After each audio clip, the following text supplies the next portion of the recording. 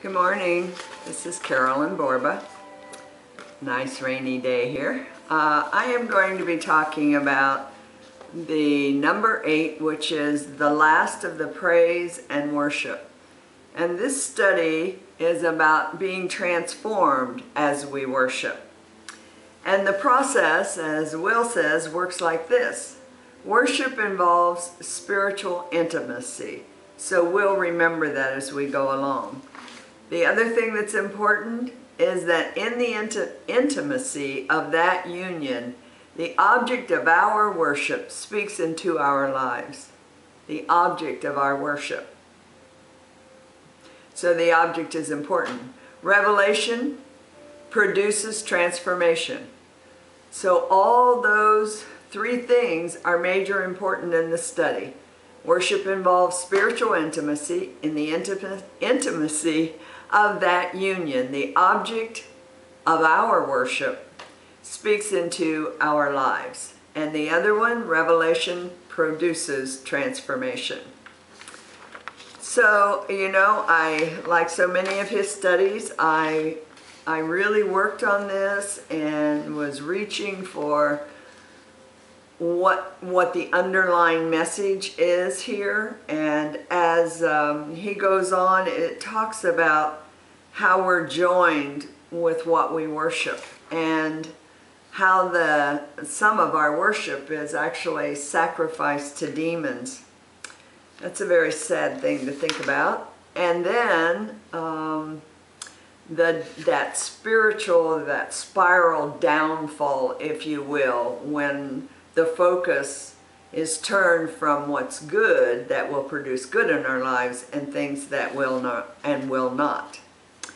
And then he's talking about where do we behold the glory of God. Well, before we get into that part of the study, I actually, for several days, looked at this, and I kept thinking and thinking about it, and I came to the point of understanding that the revelation that we are ultimately given is by grace and mercy. So I decided, since it talks about idol worship, it talks about where we put our focus and what is it we're actually worshiping. So I went to Webster's Dictionary, which I do quite often, and then compare to what the scriptures say. In this case, this was so phenomenally powerful, I just had to write this down and share it. And it's quite involved, and hopefully I can get through it real quickly. But in Webster's Dictionary, the word that I was looking up was idol, remember that. So as I was looking through there, looking for the word idol, the word before idol is an adverb, and it is idle, I-D-L-E.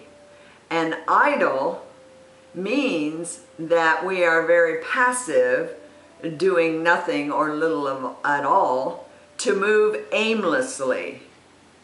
And the very next word under idle, idle, I-D-L-E, is the idol, I-D-O-L, which is an action word.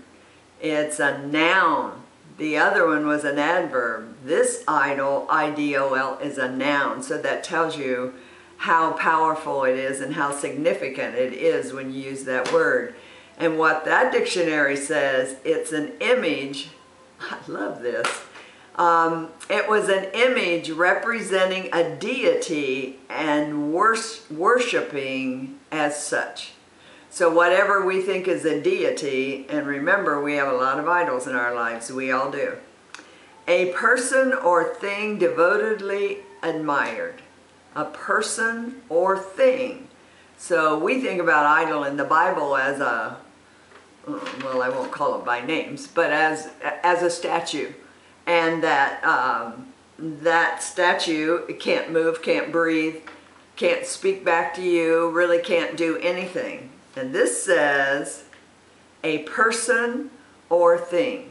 So it could be a person that we call it, that we are actually finding to be an idol. So then the next word after idol is idolatry. That is the religious worship of idols. So this goes on and on. So the religious worship of idols. What is worship? And what does it do? Remember in the beginning I said it causes transformation. Revelation causes transformation, and that's what worship is. So a worshiper then becomes an idolater. So it isn't that we put that out on this statue that's an idol. It becomes, now we are the idolater. The idolater, excuse me, I said that wrong. The idolater. We're the ones who looks at that image. Because it's remember, you're idol doing nothing, then there's an idol, then it's idolatry, then you become an idolater. So it goes on to the next one. Once you are an idolater, you become, these words are hard for me to pronounce for some reason, idolatrous. So that's in the first person. That's what they call people who worship idols. And that's an action phrase. So we go from way up there, which is doing nothing, and that is of the flesh. The flesh is doing nothing. That's a laziness. So then we move on down, I'll move on. And then the next word under idolatrous is idolize. And idolize is to regard with adoration or devotion. The shift from being idle to idolizing can be affected by many things. And primarily those categories are the lust of the eyes, the lust of the flesh, wanting it. In your heart, you want that. You think about it, you do it, you conceive it, then it's a sin. And the other thing is the pride of man. So those are our senses, the seeing, the touch, and the feel. Jesus experienced all those, didn't he? 40 days in the desert. I mean, he could have had anything he wanted if he would only fall down and worship Satan. So that meant Satan would have been the idol.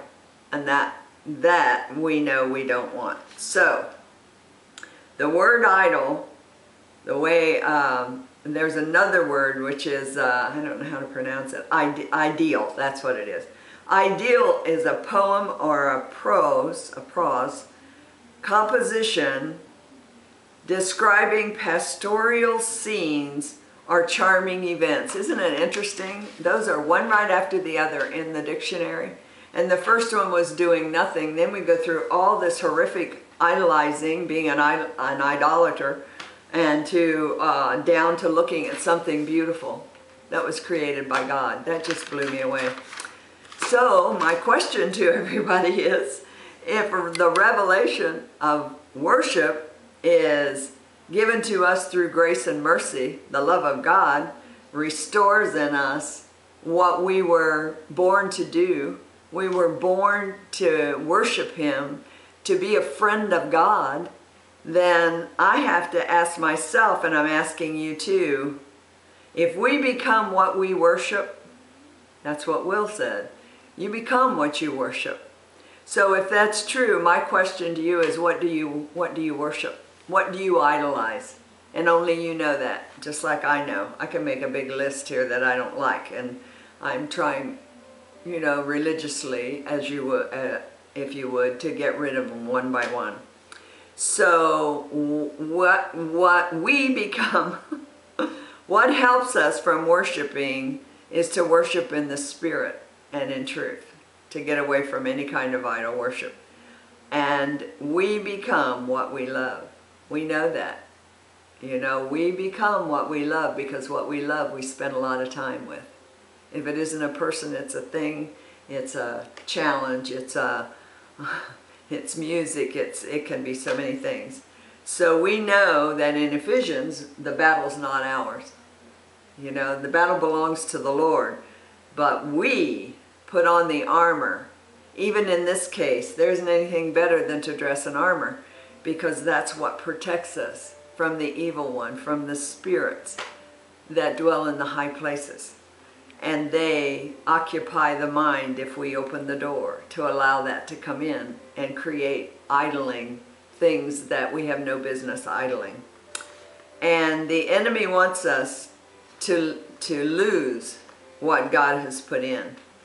And that, I read that in Oswald Chambers, and he said, when we become believers, the temptations, this is so powerful, the temptations we face are the temptations not to our minds, but to the temptation to the life of the Son of God that lives in us. Now, if we think about that for a moment, see, we think that we can control all of these things because we're thinking with our worldly mind, our earthly mind, our whatever. But the truth is that when we sin, in the case of an idolizing the wrong things, or certainly anything other than the Lord is worshiping the wrong thing, but that is attacking or diminishing or separating or taking away the Spirit of God that lives within us. And I don't know what kind of an activation I would just totally do with this, but I do know that talking about that would just be the people who worship idols, and that their focus is on something dead, something certainly satanic, even though it looks like a little lamb, but it can be something satanic. And we worship it anyway because it's the lust of our life that makes us want that. So you can see people doing that. And you can always see the transformation. We've experienced that, many of us.